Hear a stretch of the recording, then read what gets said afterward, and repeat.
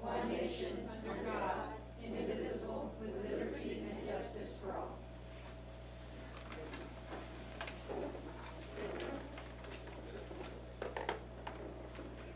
We go to item 4, public participation is for policy meeting of Cleveland. Go to information items, item 5. Financial report is of December 31st, 2018. Trustees, at this point, I'd like to have Ms. Conway come up, and she'll present the financial report.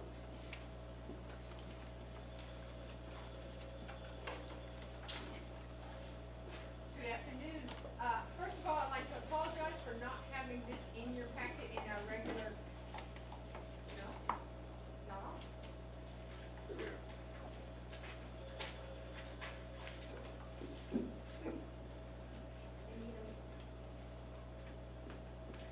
On the first, I'm going to review the financials through my eyes, what I'm looking for. So in the first column, Fund 199, because we're now through December, we should be at about 33%. A third of the year is gone. So I run down, yes, sir? Just real quick, what are the trustees looking at? That way they'll... The financials, first page, it's 3 columns. Page 7. I don't have page, oh, I do have page, sorry, page 7. So through December, we would be at a third of the year through at about 33%. So if you run down that column, why are we more, greater or less than that? One function, and again, y'all are responsible at the function level, not at the line item level, but just functions. So anytime we change functions, we have to come to the board for approval. So that's why we present these financials at the function level. Function 21 is a little high. That may, it's not real high, it's 38%. That may be because we bought a lot of supplies early, so there could be justification. The one that seems to be a little out of whack is 95 and 99, and I'm looking into that. Chances are we're paying JJAEP a little bit more this year. So we want to probably go ahead and amend the budget if that's the case. And 99 is the Nueces County Appraisal District. We pay them 4 times a year, so we should be right at 50%, but it's a little high, so I may need to add a little bit of money there too. And why there's a function 35 in 199, I'm not sure. I think that should be in 101. The next columns is 101, which is food service. Although our revenue is down, our expenses are also down. So if you look at the bottom line, we are right on target, which means we may not be having as many meals per day, but at least our expenditures have also gone down. So our meals, our cost per meal is probably the same as last year. And then the next column is athletics, 184, and you'll see some transfers in and transfers out. And through the audit, we're going to eliminate that because really, when we do the audit and when we shoot it up to PEMS, to the TEA, all those 3 merge into 199. So we really shouldn't have any transfers in and transfers out in the same fund. The second page, oh, and at the very bottom, that 7949, $639,000 of revenue that was not budgeted, that's your E-rate. That's because Richard has been so diligent of giving us old E-rate money. So we're going to now move that up to regular 5749, a miscellaneous revenue, instead of a non-operating revenue. It really should be operating revenue. So the second page is the one I really like because it compares this year to last year at the same time. Our 5,900 is higher. That is because our indirect cost to all federal programs was 2.88%. It's now well over 6%. So hence we're getting more indirect costs from federal revenue, from federal funds into our local funds. And again, I talked about the 7949. We'll move that.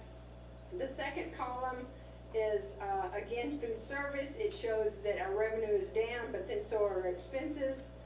And 184, they're a little high, but we also gave them a 5% increase this year. over last year, so that's why their expenditures are up this year. Oh, and one last thing is 5,700 looks really good. That's your property taxes. We've collected $700,000 more current compared to last year, and then that next page shows that. We're well over 700,000 in collections compared to last year, so that's great. Any questions about the financials? I had a question. I was comparing the year-to-date tax collection on this one. Yes, ma'am? And I looked at the budget and the collective, and we had a percentage was higher. We were like 98%. Yeah. I don't know why. It's totally different. Okay, but this is comparing as of December. I'm looking at 2014 and 15 and 16. That's what I'm looking at. The other years. Why is the percentage so low where we thought we were at 98%? Because it's comparing December. It's not looking at the whole year. That's We're just comparing, comparing at that time? yes, ma'am. Okay. December to December to December of all those years. I'm misleading, I thought, it just looks off. I can bring that forward if you want me to and show another column of year-to-date for all those. Yeah, that would I'll be happy to do that. Okay. It just looks like we haven't collected for that years to 24%. Now it's coming off. Any other questions? Thank you.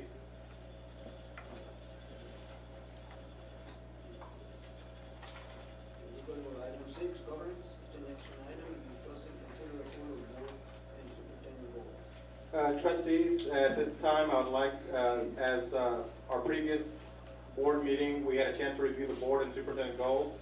At this point, what I'm asking to discuss and consider approval of board and superintendent goals. The recommendation from staff that we approve the goals of the superintendent and the board goals. Do I have a motion? Moved by Mr. Lopez, is there a second? I'll second.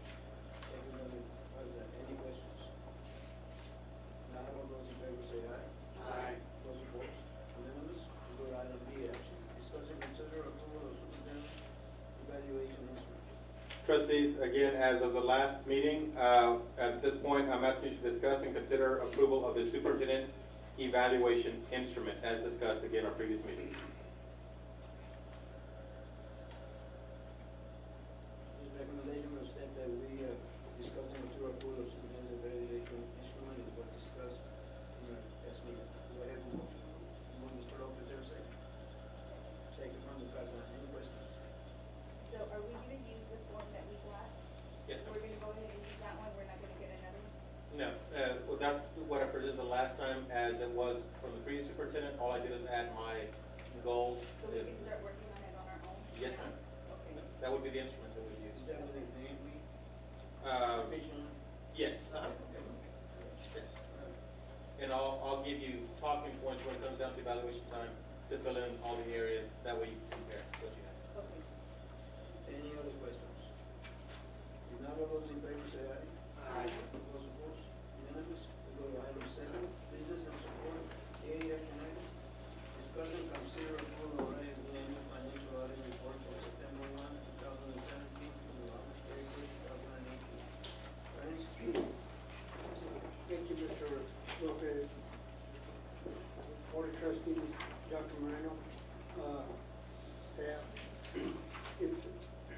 It's that time of year to go over your annual audit for August 31st, 2018. I'm gonna hit the highlights. There were things you could control, and there were some things that weren't controlled, that you had some good and bad situations. Let's talk about the good things that have happened.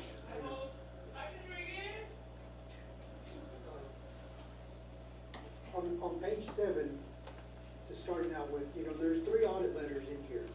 And then the first one on page 7 is you're getting what we call the non-modified opinion, which in essence that means is a good opinion that you're receiving. So this is something you traditionally get. So this is good. I'm gonna hit a couple others real quick on the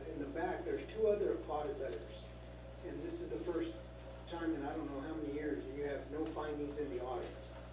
Okay, remember we always had an issue on the pledges, so that wasn't an issue. So we don't have any, material weaknesses or internal control issues, significant deficiencies, so those are the good pluses, okay? So I want to start off with the good. Now the rough part, we're going to talk, on, there was a large pension liability that came in for all districts. These weren't issues that you could necessarily control. They were outside your control. And on page 21, we'll go over the things you all can, as a board, as staff, control as far as the funds, the general fund, the special revenue, and debt service. But you'll see that prior period adjustment, that $34.7 million, that was part of your share of the liability for this other post-employment benefit liability that you got hit with. Now, it affected all districts, and so when you see, well, here's a negative, that can't be good down there. So let me flip over to page 19, because I've been in discussion with TA quite a bit on this issue, because one of the issues, well, am I going to not pass our first rate? Well, you are going to pass your first rate. You'll see on here on page 19, you'll see on those account numbers 2540 and 2545, net pension liability and net OPEB liability, the 7 million and the 16. So when I add that back to your 24 million in the deficit, that gets you back into the black, so to speak, and which is good. Okay, so I've talked with the person several people in TAs, specifically the ones dealing with this issue, because if we add that back and it was still a deficit, then that would be a different situation. So I just want to, this is the roughest part, other part that we're, I'll say, out of your control. I don't get to pick which audit things we have to include everything. Now, let me discuss on page, let's go to page 16, 26, I'm sorry, your general fund. Again, your general fund was like at 8.5 million. It dropped a little bit, but in essence, it's still good. You're still a little higher than the optimum fund balance, which is a good reading. Okay, so these are the funds that you can control. Okay, so again, I want to keep emphasizing that these. If I flip over back a couple of pages to 22, that fund balance, the unassigned fund balance that you have 7.1 million out of the 7.7, and I look up above on the cash and cash equivalents, 6.9. So again, you're it's a very good that you have money to pay. So when you see that you spend almost 30 million, that's 1.5, a little over 2 million, 2.2. So you have almost 3 months of cash. So you're in good shape. Okay. Now we're going to add one on page 69. Let me go on there. These are just part of the notes, but we have what we call subsequent events. Well, we know in the post audit we're going to have to add. I'm going to add a sentence in here on that R subsequent, because you have this E-rate battle that you're going to be going through, and we need to put a statement in there just that in the post audit the district was informed of an E-rate. We're working on the language, but litigation issue that the district will be adamantly defending.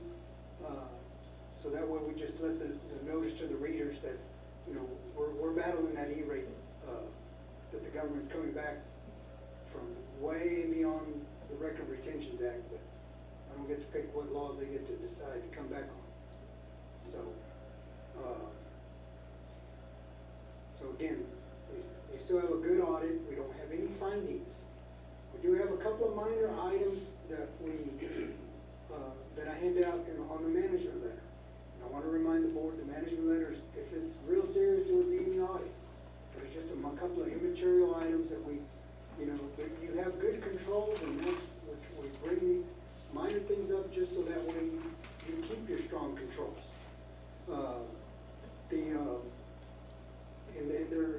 In the management letter, ML 2018-01, just want to remember, you've got to keep up good documentation on your fixed asset list. I know you're a big district, so you've got to keep track of all these issues. This is on that separate page here.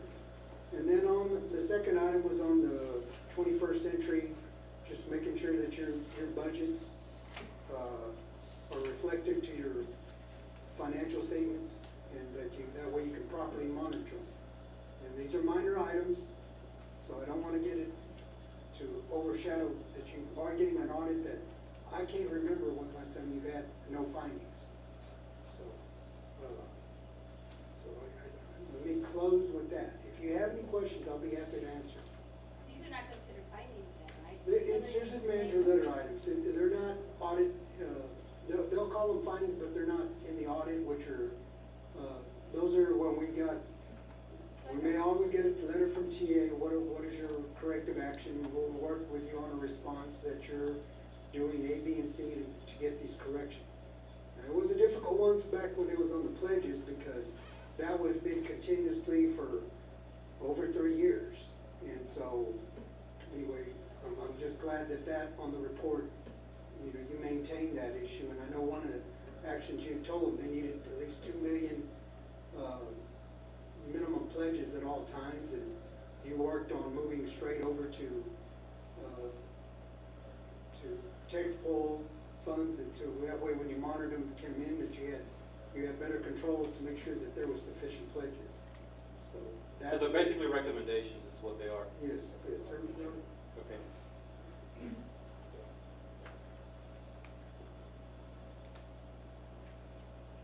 I don't have any questions unless there's some feedback from the district with regards to.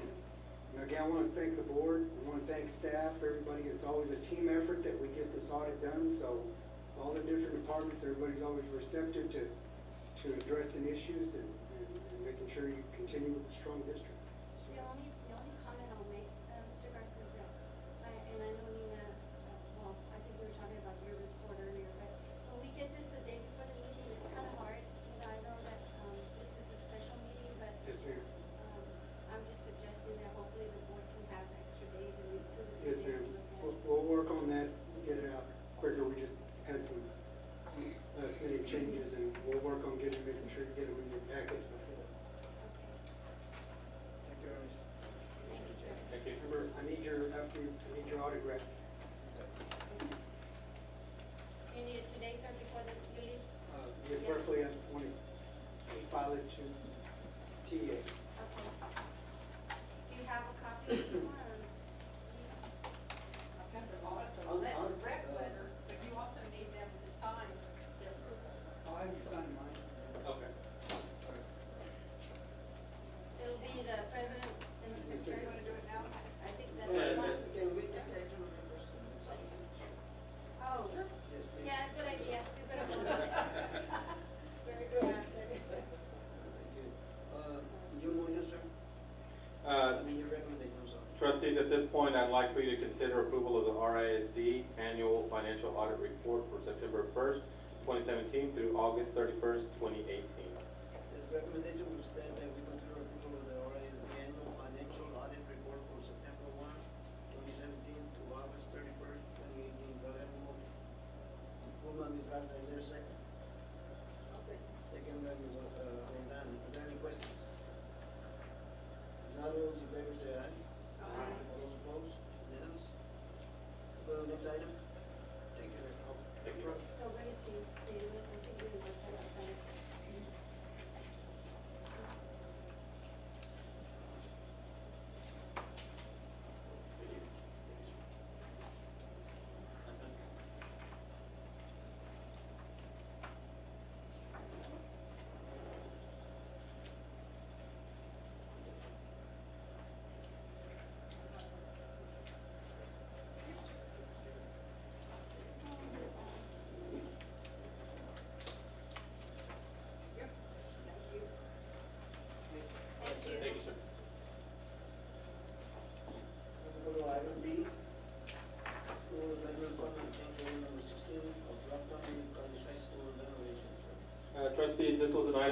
brought from the previous meeting as well, just for discussion. And this is one of the change orders, change order number 16. This one was to address the ramps and a couple of other items there at the high school for completion of the project, that part of the project. My recommendation is to go ahead and approve. Change order. Recommendation from staff to approve the veteran fund change order number 16 of the Los Angeles College High School renovations. Do I have a motion? It's on page 33 if you want to look at the item.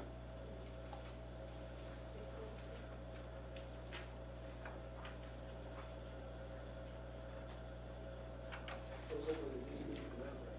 Yes, sir. I move to. I vote, there's a, Motion on the floor. there's motion on the floor from this, online, do I have a second?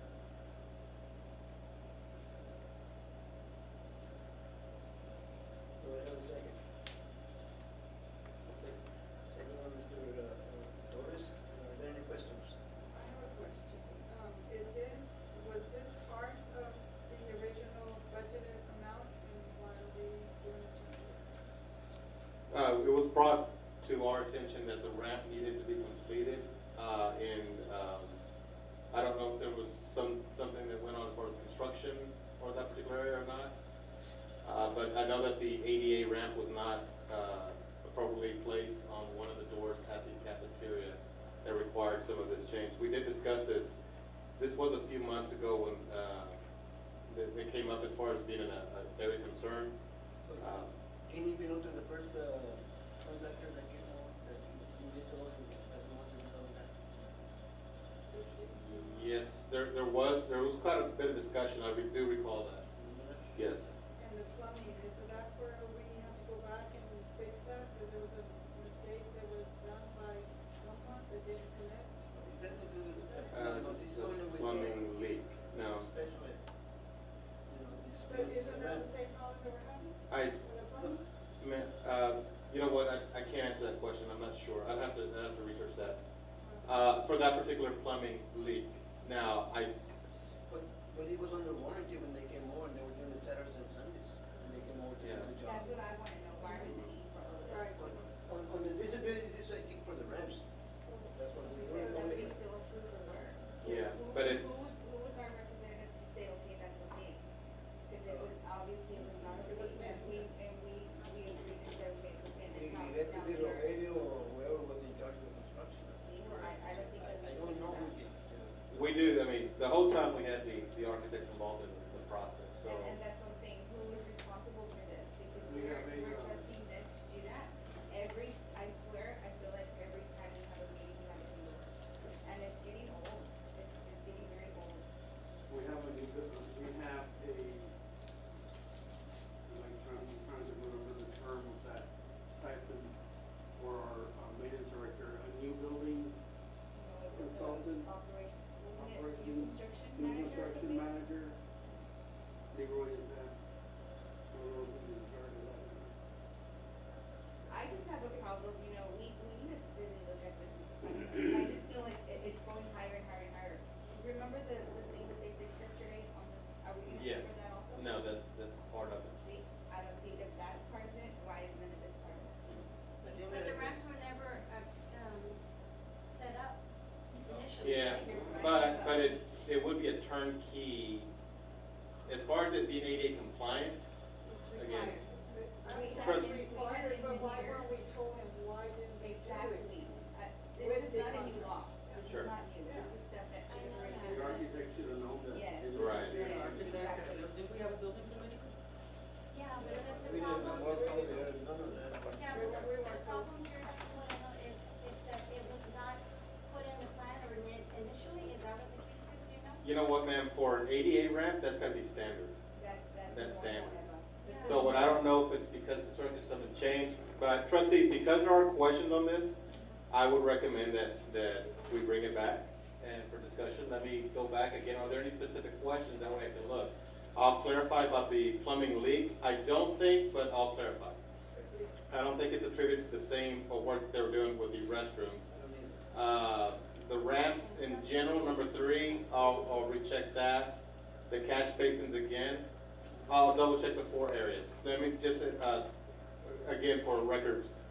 Install ramp at cafeteria, I'll double check on that, which is number 1. Number 2, relocation of catch basin. Number 3, the ramps. And I'll clarify also number 4, the plumbing leaks. And the total amount is what, Dr. $8,677. Moya? It's kind of faded on my copy. So I just want to be clear, this is work that, who has done? This is work that, well, Janak is gonna be overall the project I management. understand that, but Janak didn't do the work. No, they always get They some just contractors to do. engineered it, right? This is the work that they I engineered. think DOT did this work. Okay, so this is work DOT has already completed, so you're waiting on us to No. approve so they can get No. paid? Or this No, is a proposal? because this one right here is journeyman contract, journeyman The construction. journeyman, I think, had it, and then he passed it over to DOP when he finished, he get to get out of here, I think. And then DOP started to go over it, so that's what So I. then, so this work has not been done? No, this work has been It's already completed. been done, you So just we need have to to pay. pay for it, if not, who's gonna eat it? I personally think that Janak should. That's what I think, I don't see why this is coming to us. It was their responsibility, I really think that that plumbing leak has to do with what we're doing, and if that's the case, why are we responsible for that? Right. I think it's just giving I us agree. explanation on where the problem stands. It's not just that we don't want to pay for it, it's just, Any more clarification on what? and they always not here.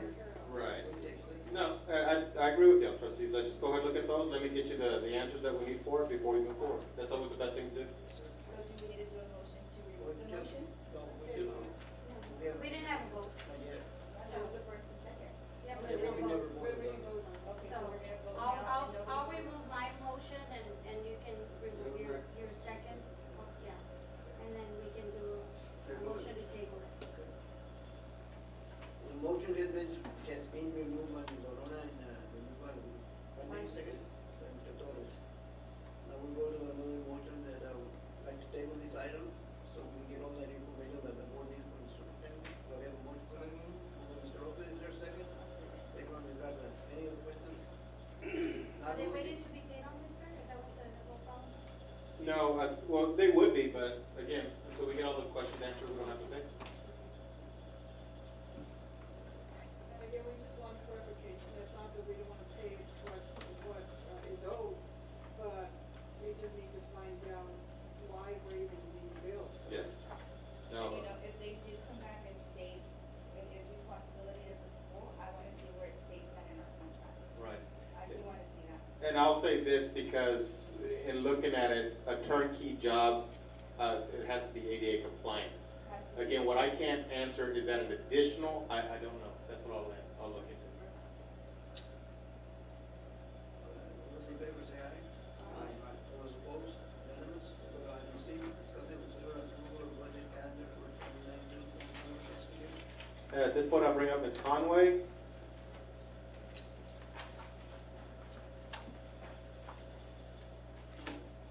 On page 35 is our proposed calendar.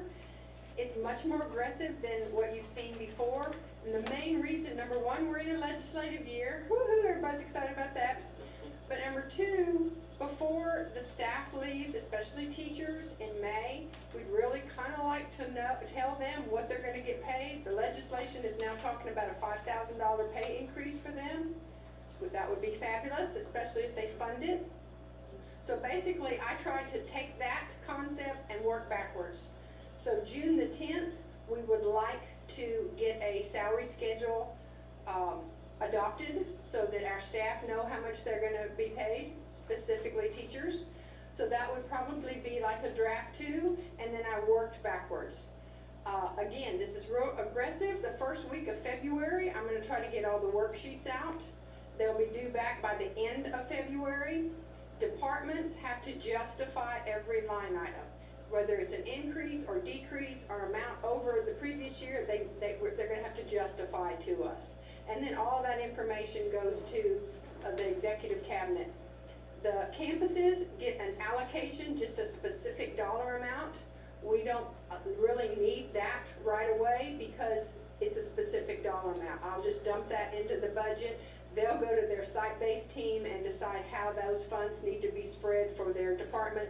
So theirs really isn't due till April, just before testing.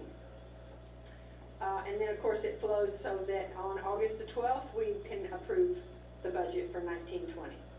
Any questions?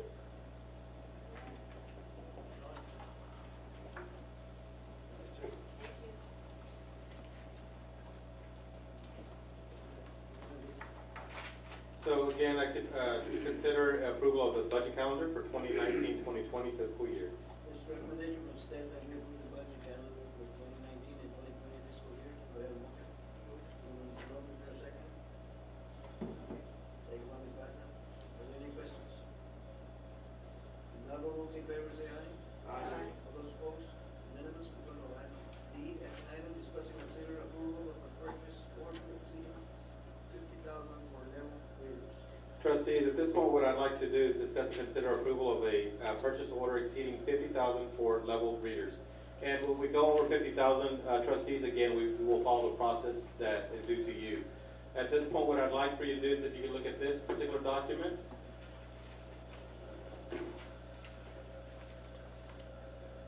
And a part of the process that we follow, and again, as we're getting even stronger and stronger as far as the methodology of everything, anything that's with federal funding, we always have to get comparisons. And so that's one of the things that we did. We had some different companies that did bid on this particular process.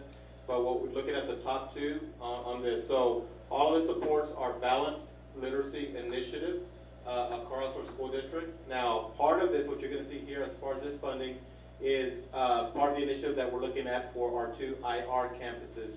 Well, initially it was our IR campuses. Now, I know that Lodge Speech is no longer IR, but because of the status that they were in, the funding was already allocated and we could continue to use the funding to make sure that our schools are moving forward. So with that said, there's two companies here that you look at, vendor A and then vendor B. Vendor A being Scholastic, and then vendor B, who's the other company? Benchmark. And so what they do at this point, they're basically competing as far as the materials that they have available. So when you look at A, it's saying vendor A has 1,040 K-6 English titles from levels A to Z. All that means, trustees, is this. If I'm a first grader and if I'm reading at level C, then it's going to indicate based on the assessments that are in there. I'm at level C, level D. One of the questions I always ask the principals is, what percentage of your kids are reading at or above grade level by the end of whatever grade they're at? That's how we track. Right now, we don't have that system necessarily set up as a system in our school district. So the same concept, you look at vendor B, it's got 867 titles from that. So that's part of the comparisons that we start to look at. 6 copies of the title on letter A, vendor B. You kind of see the side-by-sides that we do. If you want, I'm just going to give you a couple seconds to look at the top, unless you want me to read every line item. So what we're looking for is equivalence of what our specs were. If you look at the top, these are the things, the quote specs that we requested from the companies and who could provide. Level readers A to Z, the titles of books, different genres, the number of books that they had, what lessons they had along with them, assessments, that's a big piece. The assessment, do they have something that's part of it as well? Do they have Spanish? And the reason, although we don't have a traditional bilingual program here, as we continue to plan forward, we want to make sure trying to get our dual language program going, we want to have the books already here. Because the state has given us the funding from the federal side, and the state has given us the funding already to be able to purchase materials to help out our schools. So I want to make sure we take advantage of that and online access tools. I'm going to jump down to the bottom where you see differences. Vendor A, you'll notice, has 1,040 titles. Vendor B has 867 titles. So again, that's part of the advantage of vendor A, which is Scholastic. The digital management, this is a big one. Digital management system, which will include information for teachers to use to track data and such that they'll have. If you'll notice, it's a one-time fee from Scholastic. You look at vendor B, it's going to be year to year, $295 a year. And the way we look at it in 8-year increments. Why? Because every 8 years, there's new teas that the state puts out that we have to look at. Again, Spanish titles in both areas, in both companies. Now, one thing we're also looking for is not translated books, we're looking for authentic literature that we'll look at. So if you go to the second page, Second page is gonna do, again, a side-by-side, whereas vendor A, which is Scholastic, it is $43,091.35 for one. At this point, vendor B is less at $36,170 for one unit. But look at the difference then, where there's no cost for the online service, for Scholastic, what happens at vendor B? Every single year, they're gonna be charging us because there's two campuses. That's why it's $45.90 versus the $22.95. So when in the long run, after the 8 years, you notice that the better vendor for us is Scholastic at $43,091.35 compared to $68,300. What was the other one named? The other one, Benchmark.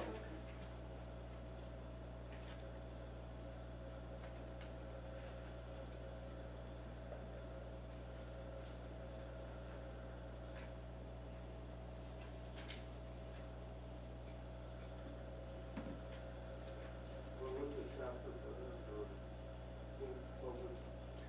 This was brought to both campuses as far as following our balanced literacy model. And part of that is we have to relook at all of our book rooms, which this is including all our book rooms. What that means is that you have the level readers all accessible to all of our teachers in the schools. Both campuses at this point decided as far as going with balanced literacy makes sense for us. We've already started even doing training. And again, this is a lot of technical language that we will have an academic workshop with y'all. With guided reading, we'll start getting to independent reading and such in different areas. But right now, the training we've already had with guided reading, they're loving it. We've had 2 trainings already with Scholastic. We just had one on the 21st, a full day training. And we're targeting right now our K to 2nd teachers, but our next step would be from 3rd to 5th grade. When I'm looking at the price, the Scholastic would be the one preferred by. Yes, sir, and I'll tell you even from my experience, as far as Scholastic is a book publisher. So they're creating authentic literature, so they're gonna have more flexibility in what they're offering. It's not necessarily just a packaged deal. Okay. That would be vendor. Vendoring. Okay, so the amount is 43, and are we going, we're not going over the 50. Sir? The cost would be 43,000, and you're asking to Yeah, exceed. when you look at 2 schools. Okay, per school, oh, okay, I didn't see that. Yes, ma'am. Okay, so it's gonna be 43 twice. This is by Well, this one, for like Scholastic, they're part of a co-op. And the other company is a big company. I'm not sure if they're part of the same co-op, but they normally are part of co-ops as well. So as far as the vetting process is, that's already in place. Okay, so that's what I'm seeing now, 86,000. And we're doing this, sir, because of our IR status? Well, Or is this something you're doing, or is this mandated by TA that we do this? Well, for TA IR? is gonna recommend, that's why they provide funding, is to do something. What else are you gonna do that's different? Now, we don't have this in place. So it just happens though that we're getting the funding, so this is a great opportunity to take advantage of that funding and actually put this, because either way, I would have brought in balanced literacy as our reading framework to teach reading, because our scores reflect that we're not where we need to be. Now, the other advantage too that you look at it is that vendor A, which is Scholastic, has an embedded assessment that we can look at to try out. And there's, and again, another technical term. Fontes and Pinnell is one particular assessment that you can use. They're aligned with it. We were actually looking at purchasing Fontes and Pinnell in addition, but we may just give it a trial run to see what their assessment looks like and see how that goes. That way we'll always know from every 6 weeks, actually every 2, 4, and then 6 weeks to see are kids progressing, are they plateauing, or are they decreasing? We'll always know that throughout the year as far as their reading improvement. Remember, the one thing I told all the administrators and all of our team, if a student's not reading by the end of 3rd grade, there's an 80% chance that they're not going to graduate from high school. And we cannot take that chance here. So, based on my experience, what I see with balanced literacy as a whole, I mean, that's the way to go. It's research-based. What do our teachers use right now? I'm all for this, I'm Yeah. just curious, because my son, he'll tell me I'm reading at grade 5 or 6, so they're using something. They're using their basal. And so you can't, and you can go back to all the research. I even used to do a lot of training on this. With just your basal, if you're just going from chapter to chapter, answer questions, that's not a true reading program. That's not what it's meant, it's a supplement. But right now, in our school district, it's being used as the curriculum, and that's it. It's always a supplement. And you can start really getting a lot more in what we do. We've had a program called iStation now for a few years, and that's something again called progress monitoring. That helps us with it every 2 weeks, 4 weeks, and 6 weeks. This particular assessment that's embedded, it can give us what's called running records right at the beginning of the school year, at the middle of the school year, and then at the end of the school year. So right now we'll have a blend of what we have and blending it with a framework, and then now we just need to make sure we got materials. Because we went into all the book rooms at the elementaries, it's old books. Yes, we have packets of books, yes, we have some level, but they're old. It's at this point things are missing. At this point we start off fresh and start moving our school district forward. And if things are moving quickly here, because we're including Driscoll in part of the training already because we can include our teachers. Guided reading is guided reading. Then we'll start to see the effectiveness of what we're doing and also look at purchasing for them. So are we going to look at approving the 8.6 plus the 9,000 also for the second year? The total cost, Lorena? It's $86,182.70 for, and that's a one-time cost. That particular vendor does not incur costs every year. It's the other vendor B, which is a benchmark. So if we go with Scholastic, it's a one-time fee, it's a one-time quote, it's a one-time purchase. Right, for that year, but if it stays here a year or But- two, But every That's time okay. Got after it. that, does that be vendor B versus? I'm sorry. Oh, okay, Okay, so every, I see that. yes, Scholastic does not incur a cost, it's just whatever we're purchasing this year with the money that we have, what the materials that belong to us, we don't have to continuously purchase a subscription for them every year. Everything they tell us comes in the quote, we're gonna get it for the rest of the time that we're gonna use the program. Do we know how long we're going to use the program? Well, usually, the TEKS are up for revision and adoption every 8 years. And so that's why we did the comparison over 8 years, because once the TEKS are revised, then of course we need to look at the materials that we have in place to make sure that they cover what, you know, the new changes. But since the change is coming over for next year for pre-K through 8, we're looking at least having it for 8 years. We don't foresee needing additional materials because the TEKS will remain the same for 8 years. Okay, and so let me just so I'm clear, okay, because even when we refer to it as a program, it's not necessarily a program, it's materials that we can use with balanced literacy, which is our framework. But we need leveled readers, we need authentic literature, we need it. There's something else too, a lot fictional stories, but there's also expository. That means they're realistic stories. It actually has more of the expository, which we needed more for testing as we start moving forward. So it provides us, because they're a publisher, not a book publisher, they publish novels and books for kids.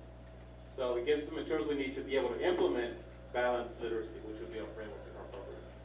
Because what's going to happen, trustees, and I want to make sure that's why I'm clearing this up, we're about to go into a textbook adoption. That's what we looked at the last board meeting. That's something different. But could it all align to this? It very well could. So there's flexibility from the state on how we approach it. We just want to make sure we take advantage of the monies that we have and already get a head start on things with the framework. So my recommendation at this point, trustees, is again to consider approval of purchase order exceeding $50,000 for leveled readers, and the recommendation being Scholastic as our provider of the materials needed. The recommendation of staff that we approve the purchase order exceeding 50,000 for level readers with Scholastic. Scholastic. I have a motion. Moved by Ms. Aldana, is there a second? Second by Mr. Lopez, no questions? None, those in favor say aye. Aye. All those opposed, unanimous? No, sir. We do have the A and B, but we have no actual personnel, Deanna? Okay, that's just B. That's music to my ears. We're going to executive session, section 551, do I have a motion? Moved by Ms. Aldana, is there a second? Second by Mr. Lopez, any questions? None, all those in favor say aye. Aye. Those opposed, unanimous? Exactly 3:50.